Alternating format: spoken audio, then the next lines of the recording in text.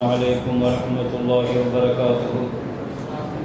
إن الحمد لله نحمده ونستعينه ونستغفره ونؤمن به ونتوكل عليه ونعوذ بالله من شرور أنفسنا ومن سيئات أعمالنا. من يهده الله فلا مضل له ومن يضلل فلا هادي له وأشهد أن لا إله إلا الله وحده لا شريك له وأشهد أن محمدًا عبده ورسوله صلى الله عليه وعلى آله وصحبه أجمعين. أما بعد، بسم الله الرحمن الرحيم. قل لن يصيبنا إلا ما كتب الله لنا هو مولانا وعلى الله فليتوكل المؤمنون. قال النبي صلى الله عليه وسلم: أشد البلاء الأنبياء ثم الأمثل فالأمثل، أو كما قال عليه الصلاة والسلام. அளவற்ற அருளாளன் நிகரில்லா அன்புடையவன் அல்லாஹுவின் பெயரை கொண்டு ஆரம்பம் செய்கிறேன். உயிரிடும் மேலான முஹம்மது ரசூலுல்லாஹி ஸல்லல்லாஹு அலைஹி வஸல்லம் அவர்கள் மீதும் அவர்களின் பரிசுத்தமான தோழர்கள், குடும்பத்தினர்கள், உம்மத்தினர்கள், நம் அனைவர்கள் மீதும் அல்லாஹுவின் பேரன்பும் பெரும் கொடையும் வந்து சேரட்டுமாக. ரப்புல் ஆலமீன் அல்லாஹு தஆலா அவனது அளப்பெரும் கிருபையினால் இன்றைய தினம் நாம் செய்த எல்லா நற்காரியங்களையும் அல்லாஹ் பரிபூர்ணமாக நம்மிடத்தில் ஏற்றுக்கொண்டு அவனது மேலான ஜன்னத்துல் ஃபிர்தௌஸ் என்ற உயர்ந்த சொர்க்கத்தையும் அவனது மேலான ரிலா என்னும் பொருத்தத்தையும் லிகா என்னும் அவனுடைய சந்திப்பையும் அல்லாஹ் நமக்கும் நம் குடும்பத்தினர்களுக்கும் அல்லாஹ் வழங்கி அருள் புரிவானாக. ஓதப்பட்ட இறைவசனங்களுக்கான நிறைவான நல்ல கூலியை அல்லாஹு தஆலா நம் அனைவர்களுக்கும் தந்தருள்வானாக. குர்ஆனுடைய வாழ்க்கையை, குர்ஆனுடைய அமலை, குர்ஆனுடைய ஷஃபாஅத்தை, குர்ஆனுடைய வழிகாட்டுதலை காலமெல்லாம் அந்த தொடர்பில் நெருக்கத்துடன் இருக்க அல்லாஹ் தௌஃபீக் செய்வானாக. ரமலானுடைய காலங்களை வீணாக்கி விடாமல் அதை பயனுள்ளதாக, பாக்கியமானதாக அமல்கள் செய்து கழிக்கிற நல்ல நசீபை அல்லாஹ் நமக்கு தந்தருள்வானாக. கடந்து போன ரமலானுடைய இந்த நாட்களில் நம்மிடத்திலிருந்து ஏற்பட்டுவிட்ட குற்றம் குறைகளை ரப்புல் ஆலமீன் அல்லாஹு தஆலா மன்னித்து அவனது மக்ஃபிரத் என்ற உயர்ந்த அல்லாஹுவின் ரஹ்மத்தையும் அருளையும் மன்னிப்பையும் அல்லாஹ் புனிதம் நிறைந்த ரமலானின் பரக்கத்தினால் அல்லாஹ் நம் அனைவர்களுக்கும் வழங்கி அருள் புரிவானாக. மிச்சம் இருக்கிற ரமலானுடைய நாட்களையும் நிறைய அமல் செய்து கழிக்கிற நசீபை அல்லாஹ் நம் அனைவர்களுக்கும் தந்தருள்வானாக. கண்ணியமிக்க முஃமினீன்களே, அல்லாஹ்வுடைய நல்லடியார்களே, இன்று ஓதப்பட்ட சூரத்து தௌபா என்ற சூராவினுடைய ஒரு முக்கியமான ஒரு வசனம். அந்த வசனத்திற்கு முன்னால் அல்லாஹ் ஒரு செய்தியை அல்லாஹ் குறிப்பிடுகிறான். முஸ்லிம்களுக்கு சோதனைகளும் கஷ்டங்களும் வந்த பொழுது அதை எதிரிகள் அதை பார்த்து சந்தோஷப்பட்டார்கள் என்று அல்லாஹ் அதற்கு முந்தைய வசனத்தில் அல்லாஹ் குறிப்பிடுகிறான். முஸ்லிம்களுக்கு ஒரு கஷ்டம் வரும் பொழுது அது அவர்களுக்கு சந்தோஷப்படுறாங்க என்று சொல்லிட்டு அல்லாஹு தஆலா சொன்னா, நபியே, எந்த சோதனை வந்தாலும், எந்த கஷ்டம் வந்தாலும், உங்களை எந்த நெருக்கடி உங்களை சூழ்ந்தாலும் நீங்க சொல்ல வேண்டிய ஒரு துவா இருக்குது நபியே என்று சொல்லி அல்லாஹு தஆலா அழகான ஒரு துவாவை அல்லாஹ் கற்றுக் கொடுக்கிறான். வாழ்க்கையில எந்த சோதனையிலும் நாம் ஓத வேண்டிய முதல் துவா, அல்லாஹ் அந்த சோதனையை அல்லாஹ் லேசாக்கி கொடுப்பான். குல், நபியே நீங்கள் சொல்லுங்கள், லன் யுஸீபனா இல்லா மா கதபல்லாஹு லனா, அல்லாஹ் எங்களுக்குன்னு என்ன விதித்திருக்கிறானோ, நாடு இருக்கிறானோ, அதை தவிர எங்களை வேறு ஒன்றும் தொட முடியாது. எங்க வாழ்க்கையில் தொட்டதெல்லாம் நிச்சயமாக அல்லாஹ் நாடியதுதான் எங்களை தொட்டிருக்கிறது. அல்லாஹ் அவன் நாடாமல் எங்க வாழ்க்கை எந்த முசீபத்தும் தொடாது. நீங்கள் சிரிக்கலாம், நீங்கள் சந்தோஷப்படலாம், வாழ்க்கையில் இப்படி கஷ்டப்படுறாங்க என்றெல்லாம் நினைத்து நீங்கள் ஆரவாரம் விடலாம். ஆனால் நாங்கள் உறுதியாக எங்கள் நம்பிக்கையில் இருக்கிறோம். எங்க ரப்பு நாடாமல் எங்க வாழ்க்கை எந்த முசீபத்தும் தொடாது. இல்லாமா கதபல்லாஹு லனா ஹுவ மௌலானா, அவன்தான் எங்களுடைய எஜமானன். வஅலல்லாஹி ஃபல்யதவக்கலில் முஃமினூன், அந்த அல்லாஹ்வின் மீது முஃமின்கள் உறுதியாக தவக்குலும் நம்பிக்கையும் வைக்கட்டும். அந்த சோதனையில் இருந்து அல்லாஹ் அவர்களை வெளியே கொண்டு வருவான். அற்புதமான ஒரு துவா பெருமக்களே. நபிகள் நாயகம் ஸல்லல்லாஹு அலைஹி வஸல்லத்தினுடைய வாழ்க்கையில கஷ்ட காலங்கள்ல, நெருக்கடியான காலங்கள்ல, முசீபத்துகளும் பலாக்களும் ஆபத்துகளும் ஸல்லல்லாஹு அலைஹி வஸல்லத்தை சூழ்ந்த பொழுது அல்லாஹ் ரசூலுக்கு கொடுத்த ஒரு உற்சாகமான வார்த்தையை, ஒரு மூமின் எவ்வளவு பெரிய நெருக்கடியிலையும் அந்த வார்த்தையை சொல்லிட்டா, என் ரப்பு நாடுனது தான் எனக்கு நடந்திருக்குது. சோதனைகள் என்பது எதற்காக? குர்ஆன் முழுக்க அதற்கு பல காரணங்களை சொல்கிறது. வாழ்க்கையில ஒரு மூமின சோதனைகள் ஏன் தொடுது? நீங்க குர்ஆன் முழுக்க தேடி பாருங்கள். வெவ்வேறு இடங்களில் அல்லாஹ் பல காரணங்களை சொல்கிறான்.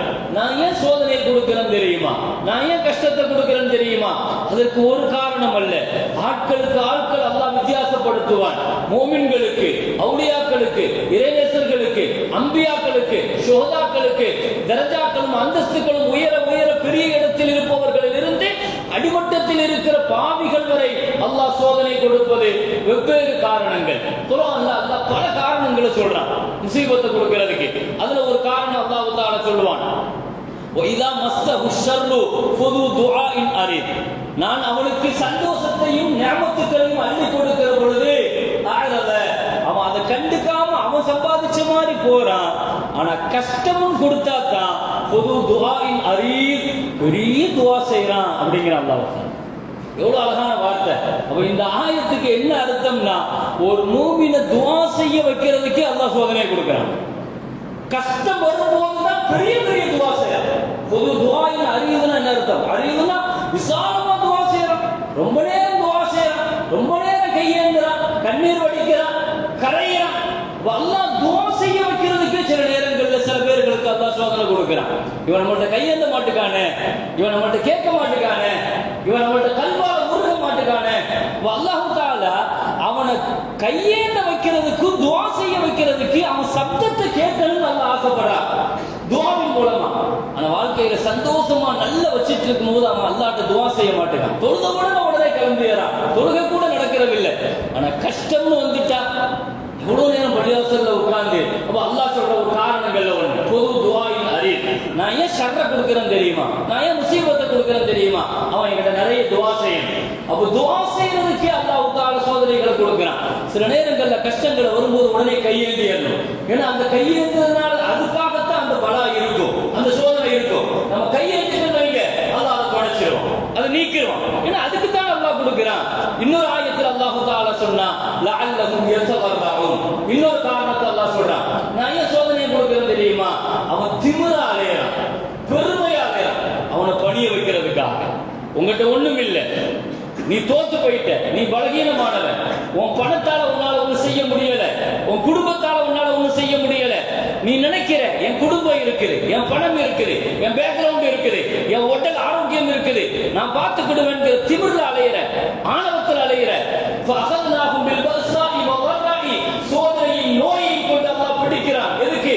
லஅல்லஹும் யதவர்ரஊன், அவன் பணிந்து வண வேண்டும், அவன் பணியணும். இதுக்காகவே அல்லாஹ் சோதனையை கொடுக்கிறான் சில நேரங்கள்ல. இன்னொரு ஆயத்தில் அல்லாஹ் தஆலா சொல்றான், லா யதூபூன் அவலா யரூன அன்னஹும் யுஃப்தனூன் ஃபீ குல்லி ஆமின் மர்ரத்தன் அவ் மர்ரத்தைன் சும்ம லா யதூபூன். அவனை தௌபா செய்ய வைக்கிறதுக்குங்கற அல்லாஹ் தஆலா நிறைய பாவத்தை சேர்த்து சேர்த்து சேர்த்து சேர்த்து வச்சிருக்கான். தௌபா செய்ய மாட்டேங்கிறான். கஷ்டத்தை கொடுத்தா என்ன செஞ்சிருவான்? யா அல்லாஹ், நான் என்ன பாவம் செஞ்சேன்னு தெரியலையே, என் பாவத்தை மன்னிச்சிரு. அவனை அறியாமலேயே அந்த பாவத்தை யோசிச்சு சொல்றானோ இல்லையோ, விளங்கி சொல்றானோ இல்லையோ, தௌபாவை கேட்டுருவான். அப்ப தௌபா செய்ய வைக்கிறதுக்கு நான் கொடுப்பேன்.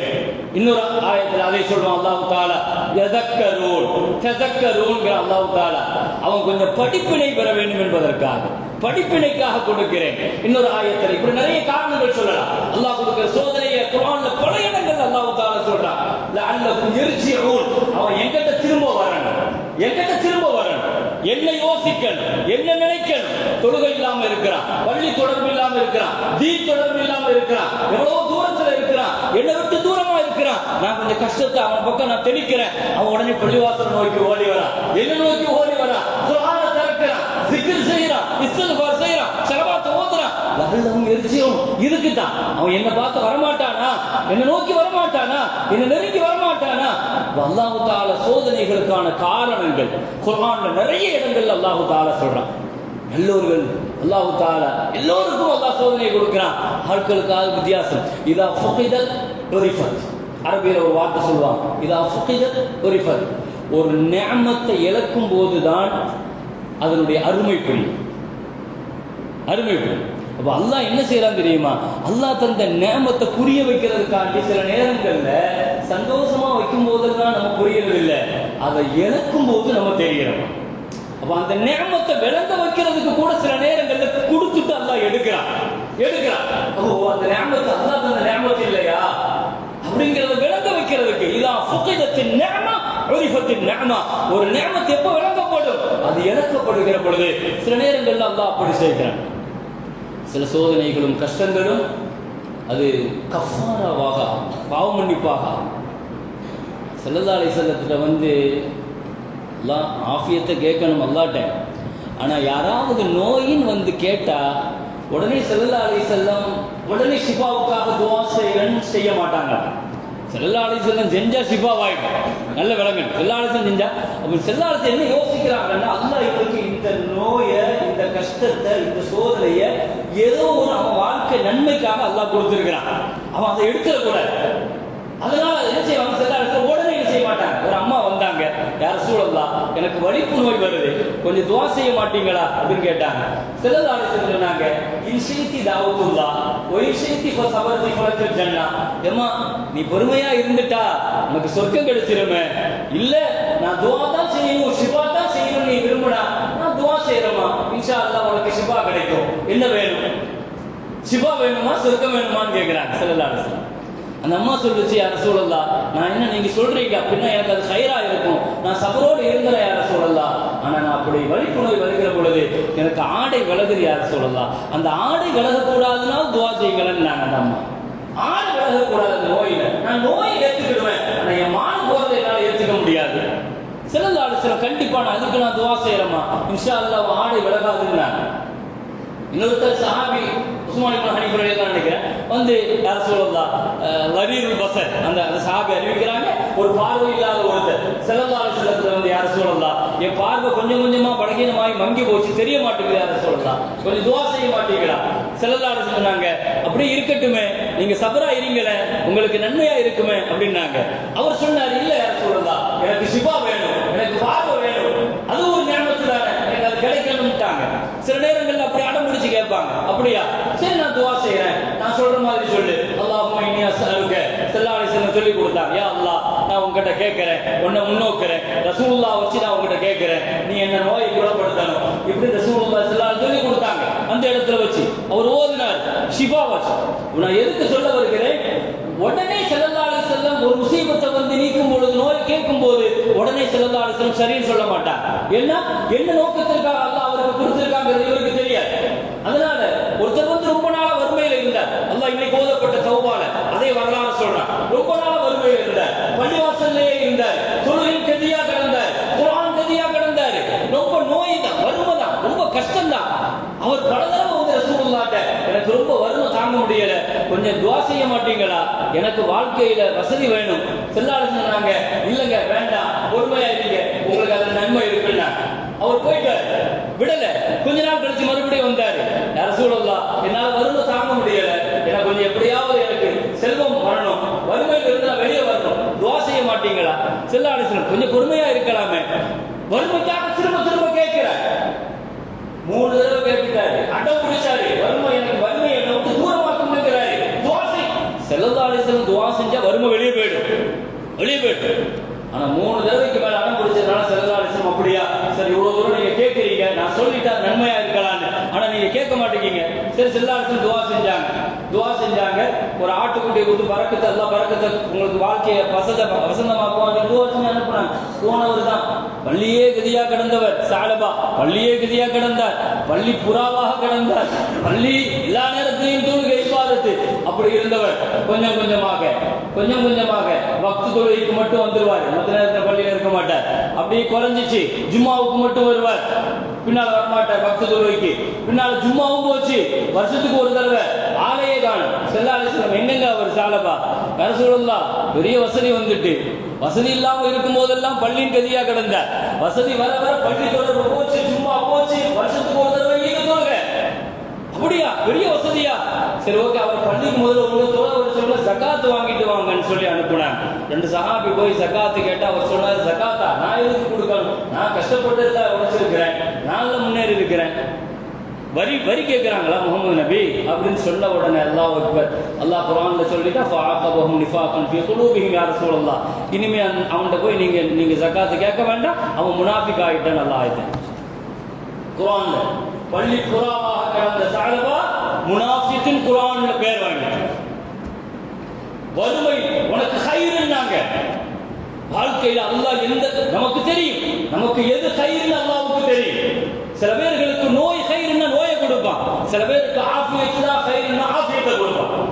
சில பேருக்கு வறுமை தான் கையில வறுமையை கொடுப்பான், சில பேருக்கு செல்வம் தான் கையில செல்வத்தை கொடுப்பான்.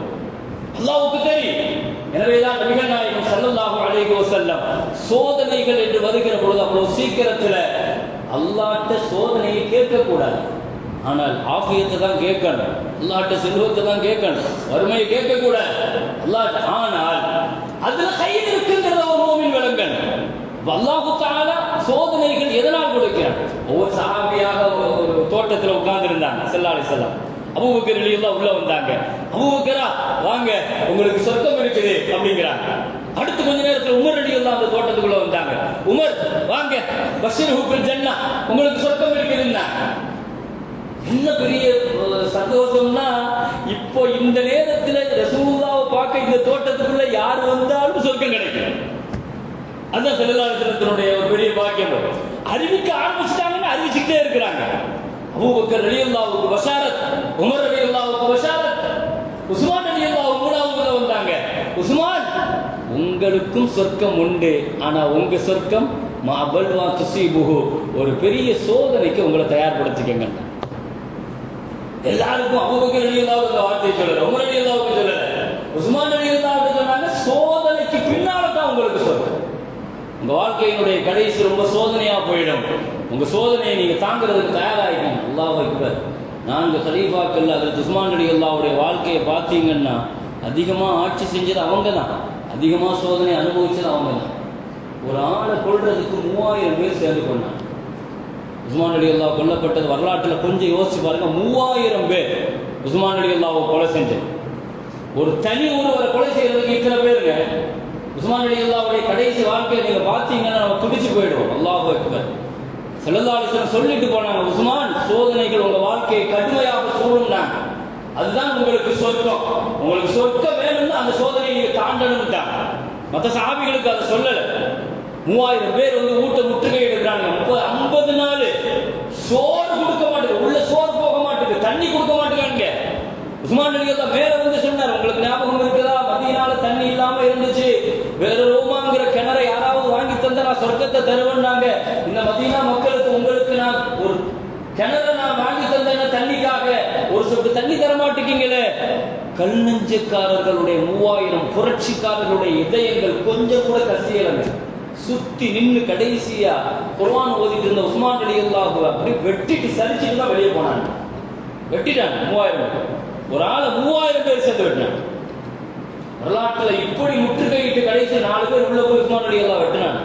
இன்னைக்கும் அவர்கள் ஓதிக்கொண்டிருந்த குர்ஆன் ரஷ்யாவுடைய தாஷ்கண்ட் மியூசியத்தில் அந்த ரத்தம் படித்த குர்ஆன் இன்னைக்கு வரைக்கும் பாதுகாக்கப்படுது. கியாமத் வரைக்கும் அது இருக்குங்கிறாங்க ஸல்லல்லாஹு அலைஹி வஸல்லம். வாழ்க்கையில் சோதனைகள் அஷத்துல் பலால் அம்பியா, சோதனைக்கு சொந்தக்காரர்கள் நபிமார்கள் நாங்கள் ஸல்லல்லாஹு அலைஹி வஸல்லம். ஸல்லல்லாஹு அலைஹி வஸல்லம் இதா அஹப்பல்லாஹ், அல்லாஹ் ஒருத்தரை நேசிச்சுட்டான்னு சொன்னா முதல்ல அவன் உடல்ல சோதனையை கொடுப்பான், அதுல ஜெயிச்சுட்டான்னா பொருள்ல கொடுப்பான், அதுலயும் ஜெயிச்சுட்டான்னா பிள்ளைகள்ல கொடுப்பான். இதா அஹப், அல்லாஹ் ஒருத்தரை நேசிச்சா இப்ததா பி ஜஸதிஹி வ பி மாலிஹி வ பி வலதிஹி. இப்ராஹிம் அலைஹிஸ்ஸலாத்து அல்லாஹ் உடல்ல சோதனையை கொடுத்தான், நெருப்புல தூக்கி போட்டான். பொருள்ல சோதனையை கொடுத்தான், பொருளை பூரா அல்லாஹ் அழிச்சாங்க அல்லாஹ்வுக்காக. மக்கள்ல சோதனை, மகனை அறுக்கணும்னாங்க, பிள்ளைகிட்ட சோதனை. அல்லாஹ் இந்த வரிசையை இந்த தரத்தீப்பு தான் அல்லாஹ் பிள்ளையை சோதனைக்கும். நபிகள் நாயகம் ஸல்லல்லாஹு அலைஹி வஸல்லம் நபிமார்களில் உச்ச அந்தஸ்துன்னா சோதனையிலும் உச்ச அந்தஸ்து தான். ஒன்னே ஒன்று, நீங்கள் ரசூலுல்லாஹ்வுடைய வாழ்க்கை 23 வருஷம் நபித்துவ வாழ்க்கையுமே கஷ்டம்தாங்க. அந்த மாதிரி எல்லாம் வாழ்க்கையில் யாரும் கஷ்டம் அனுபவிக்க முடியாது. செல்லாலும் சொல்லுவாங்க, உங்களுக்கு என்ன முசீபத்து வந்தாலும் ஃபல்யதக்கர் பி, என்ன நினைச்சு பாருங்க, என் வாழ்க்கையில அப்படி ஒரு சோதனை அல்லாஹ் தந்திருப்பாங்கிறான். உங்க வாழ்க்கையில் என்ன சோதனை வந்தாலும் நீங்க என்ன நினைச்சு பார்த்தா என் வாழ்க்கையில் அந்த சோதனை இருக்குங்கிறான் ஸல்லல்லாஹு அலைஹி வஸல்லம். இப்படி ஒரு நபி சொல்லிட்டு போனாங்க. ஒண்ணும் இல்லை, கொஞ்சம் யோசிச்சு பாருங்க. அல்லாஹ் 7 பிள்ளையை கொடுத்தான். இந்த ஒண்ணை மட்டும் யோசிங்களேன், 7 பிள்ளையை கொடுத்தான். ஒரு தந்தையாக நம்ம ஸல்லல்லாஹு அலைஹி வஸல்லத்தை நம்ம யோசிச்சிருக்கிறோமா? ஒரு தந்தையினுடைய இடத்துல இருந்து யோசிச்சு பாருங்க. 7 பிள்ளைகள்ல 6 பிள்ளைகளை தங்களுடைய கையாலேயே அடக்கம் பண்ணாங்க. ஒரு தந்தைக்கு வருகிற எவ்வளவு பெரிய கஷ்டங்கள். 4 பொம்பளை பிள்ளை, 3 ஆம்பளை பிள்ளை அல்லாஹ் கொடுத்தான். ஆம்பளை பிள்ளைங்கள்லாம் சின்ன பிள்ளையில மௌத்து, ஸல்லல்லாஹு அலைஹி வஸல்லம் அடக்கம் பண்ணாங்க. பொம்பளை பிள்ளைங்கள ரசூலுல்லாஹ் கண்காண மௌத்து. ஸல்லல்லாஹு அலைஹி வஸல்லம் மௌத்தா போகும்போது ஃபாத்திமா ரலியல்லாஹு அன்ஹா மட்டும்தான் ஹயாத், மற்ற எல்லா பிள்ளைங்களும் மௌத்தாயிட்டாங்க. ஒரு தந்தையாக நீங்க ரசூலுல்லாஹ் பாருங்க, கண்ணீர் வடிப்பீங்க. உலகத்தில் அப்படியெல்லாம் அல்லாஹ் யாருக்குமே சோதனை கொடுத்திருக்க மாட்டான்.